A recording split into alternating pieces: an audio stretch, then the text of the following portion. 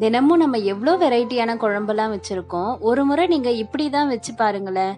ஒரு சூப்பரான தயிர் வடை குழம்பு நம்ம சேனல்ல இன்னைக்கு அப்லோட் பண்ணியிருக்கோம். எல்லாருக்குமே ரொம்ப பயனுள்ளதா இருக்கும். வாங்க இன்னைக்கு வீடியோக்குள்ள போயிடலாம். அதுக்கு முன்னாடி என்னோட சேனல்ல நீங்க இப்பதான் ஃபர்ஸ்ட் டைம் பாக்குறீங்கன்னா மறக்காம வீட்டு சமையல் சேனலை சப்ஸ்கிரைப் பண்ணுங்க. வெல்கம் டு வீட்டு சமையல்.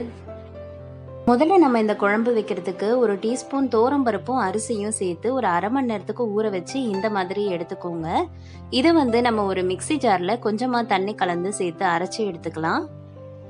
இது கூடவே கொஞ்சமா பச்சை மிளகாயும் சேர்த்து அரைச்சிக்கோங்க. இப்ப நல்லா நைஸா அரைச்சாச்சு. அடுத்ததா ஒரு கப்பு தயிர் நம்ம தண்ணி விடாம நல்லா மிக்ஸி ஜார்ல அரைச்சி எடுத்துக்கலாம். இப்ப நல்லா அரைச்சாச்சு. நெக்ஸ்ட் ஒரு அகலமான பாத்திரத்துல எண்ணெய் நல்லா சூடாக்கிக்கலாம். எண்ணெய் நல்லா சூடானதும் நம்ம கடுகு சேர்த்துக்கலாம். கடுகு நல்லா பொரிஞ்சு வந்ததும் புளிப்புக்காக ஒரு தக்காளி, கொஞ்சமா கொத்தமல்லி, கருவேப்பிலை எல்லாமே சேர்த்து வதக்கிக்கலாம். இப்ப எல்லாமே நல்லா வதங்கிடுச்சு. அடுத்தபடியா நம்ம அரைச்சு வச்சிருந்த இந்த அரிசி, பருப்பு, பச்சை மிளகாய், விழுது எல்லாமே சேர்த்துக்கலாம். அதே கப்பளவு நம்ம தண்ணீரையும் சேர்த்துக்கலாம். எல்லாம் சேர்த்துட்டு கொஞ்சமா மஞ்சத்தூள் சேர்த்து நல்லா கலந்து விட்டுடுங்க.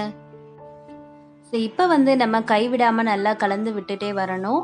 அப்படி நீங்க கொஞ்சமா விட்டுட்டீங்கன்னா கூட நல்லா கெட்டித்தன்மையா ஆகிடும். அதனால பார்த்து நல்லா கலரிட்டே இருங்க. இப்ப கெட்டித்தன்மையா ஆக போது இந்த நேரத்திலயுமே நம்ம கலந்து விட்டுட்டே இருக்கலாம். இப்ப பாத்தீங்களா, இப்ப கெட்டித்தன்மை ஆக போகுது. இந்த ஸ்டேஜே போதும். இப்ப நம்ம அரைச்சு வச்சிருக்க தயிரை சேர்த்துக்கலாம். ஸோ தண்ணி கலக்காத தயிரா பார்த்து சேர்த்துக்கோங்க. மிக்சியில அரைச்சுதான் சேர்க்கிற மாதிரி இருக்கும். ஸோ அதே கப்பளவு தண்ணியுமே சேர்த்துக்கலாம்.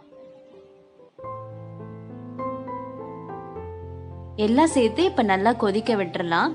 நல்லா கொதி வரட்டும். தயிர் வடை குழம்பு வைக்கிறதுக்கு முதல்லவே நீங்க இது ரெண்டுத்தையும் தயார் பண்ணிட்டீங்கன்னா ஒரு 15 நிமிஷமே போதும். அதுவே ரொம்ப அதிகம் இந்த குழம்பு செய்யறதுக்கு.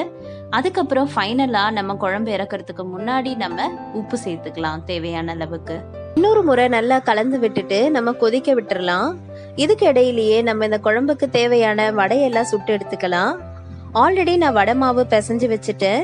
ஸோ நம்மளோட சேனல்ல மெதுவடை ரெசிபி இருக்கு. அதோட லிங்க் நான் டிஸ்கிரிப்ஷன் பாக்ஸ்ல கொடுக்குறேன்.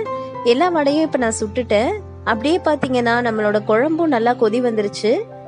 இப்ப பாத்தீங்கன்னா இந்த குழம்பு நம்ம இறக்கி ஒரு தட்டு போட்டு மூடி வச்சு ஒரு 10 மினிட்ஸ் கழிச்சு வெது வெதுப்பா இருக்கும் பொழுது நம்ம சுட்டு வச்சிருக்க வடை எல்லாமே சேர்த்துக்கலாம். எல்லா வடையுமே சேர்த்து வடை ஊற அளவுக்கு ஒரு 15 நிமிஷம் விட்டுடுங்க.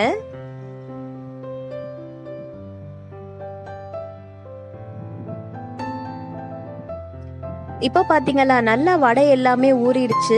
நல்ல சூப்பரான தயிர் வடை குழம்பு சூப்பரா ரெடி ஆயிடுச்சு. இது நல்லா சுட சுட சாதத்தோட சேர்த்து சாப்பிட்டீங்கன்னா அவ்வளோ அருமையான டிஷ்ஷா இருக்கும். இந்த வீடியோ உங்களுக்கு ரொம்ப பயனுள்ளதா இருந்தா வீடியோவை லைக் பண்ணுங்க. உங்க ஃப்ரெண்ட்ஸ் அண்ட் ஃபேமிலிக்கு ஷேர் பண்ணுங்க. தேங்க்யூ.